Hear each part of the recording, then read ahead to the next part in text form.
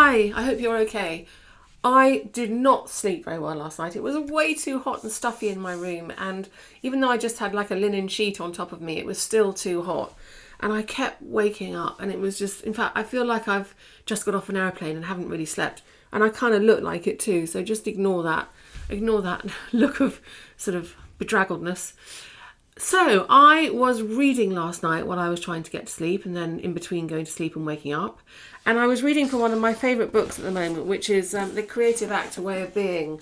And I've read from it before, and it's Rubin's sort of a little bit of a kick into being creative, really, and that basically saying that we can all do it. You just have to find your place in the greater scheme of things, and find that kind of inner balance, and keep your eyes and ears and heart and soul open, and look for clues. And so I thought this was really relevant and really interesting, and it's something that I bought this book for my daughter actually, and I know she's still probably asleep because she was doing a late closing shift last night where she works. But I've sent her a message saying, read this chapter because it's really interesting and it really applies to where she is at the moment in her life.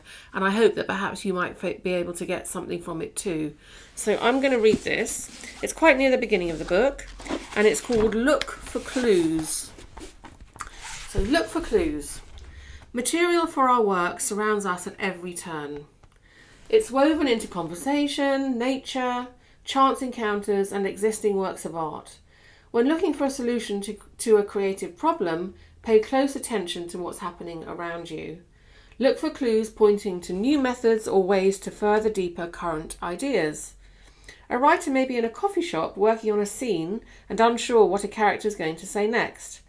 A phrase might be overheard in the chatter from another table that provides a direct answer, or at least a glimpse of a possible direction. We receive these types of messages all the time if we remain open to them. We might read a book and find a quote leaping off from the page, or watch a movie and notice a line that moves us to pause and rewind. Or it could be an echo of an idea that keeps repeating in other places, begging for more attention or affirming the path that we're on. These transmissions are subtle.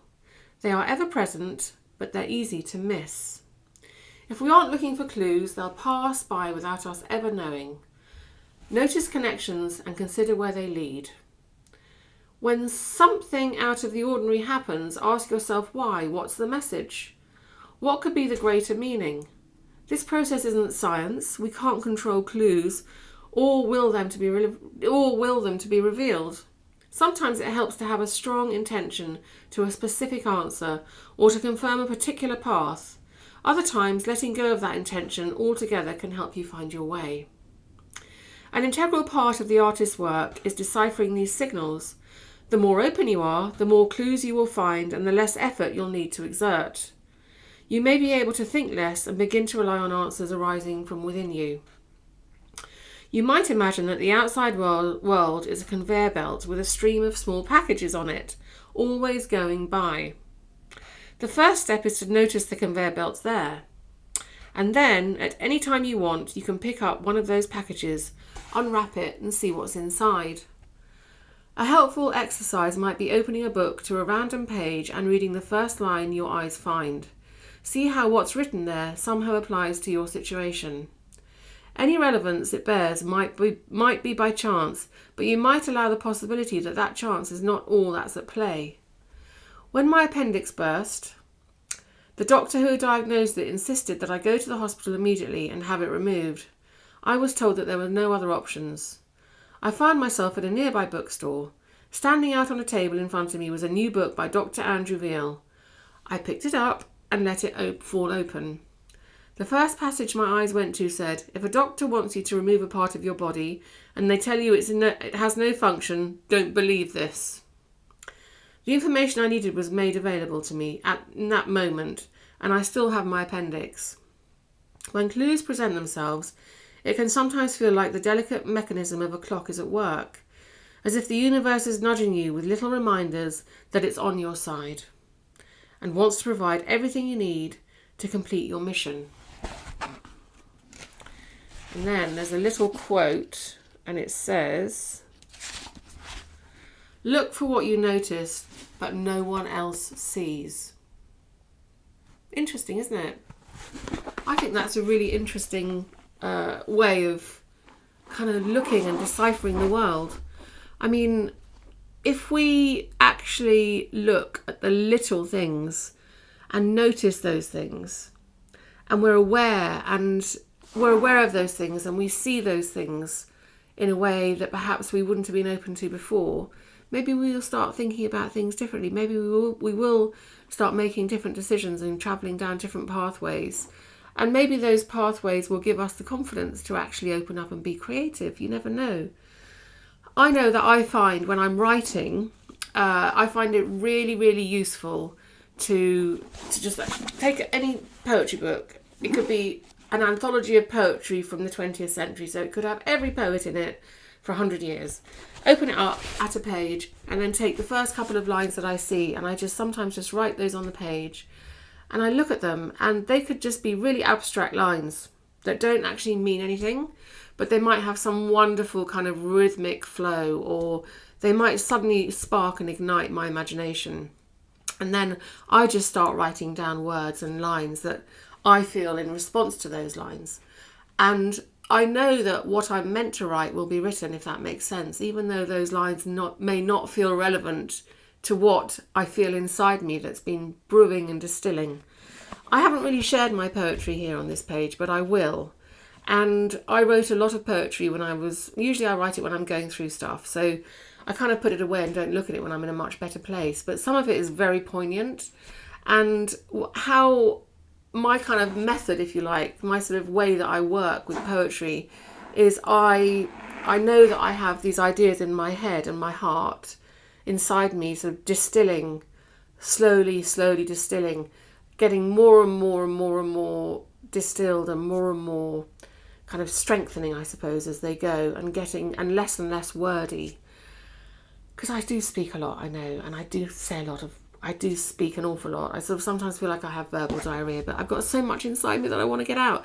But with poetry, what's really good for me, and it's really challenging for me, is to make something really meaningful in as few words as possible.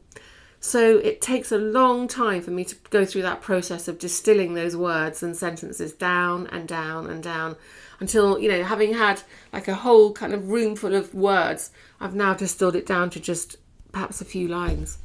And I find that opening any book randomly and reading a line or reading a couple of lines of whatever's in that book, it could be a novel, it could be a poetry book, it could be anything, actually really helps me to focus on that.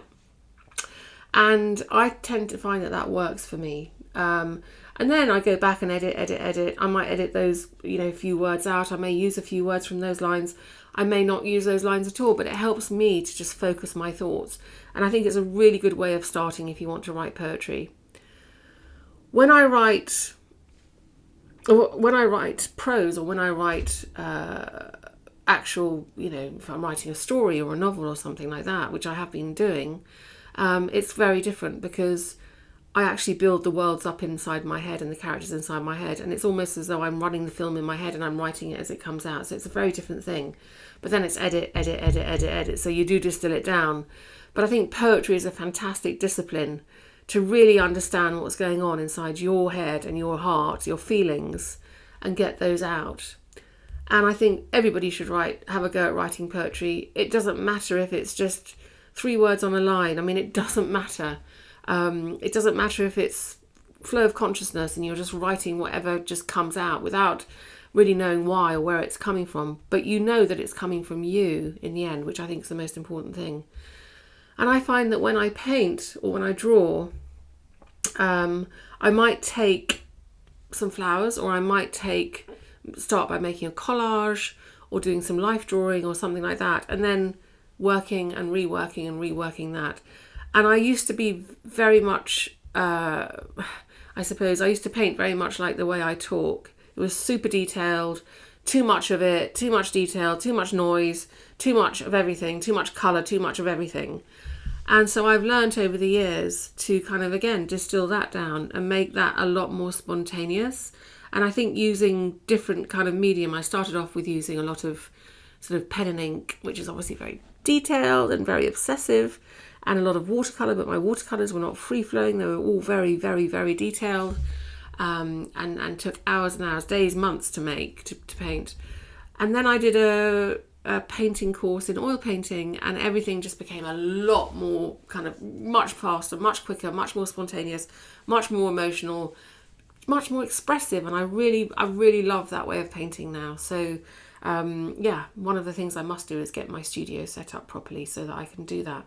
But I think that Rick Rubin's ideas from this book are brilliant, and you can see how simple it is, just a circle. But I think that says it all, really. The circle, it can be as simple as that, and everything goes round. You know, what goes around comes around. There are lots of. This is a very good cover for quite complex ideas, which actually he's made very, very simple. And I think it's a brilliant book if you ever fancy a very easy read, an inspirational read. It's brilliant. But I think what he says is absolutely right. I think that look for the clues, look for those clues around you, because they are around you, and sometimes things do happen for a reason. And I'm not saying that everything does. I mean, it's not as easy as that, and clues aren't that easy to find sometimes, like he says, but they are there.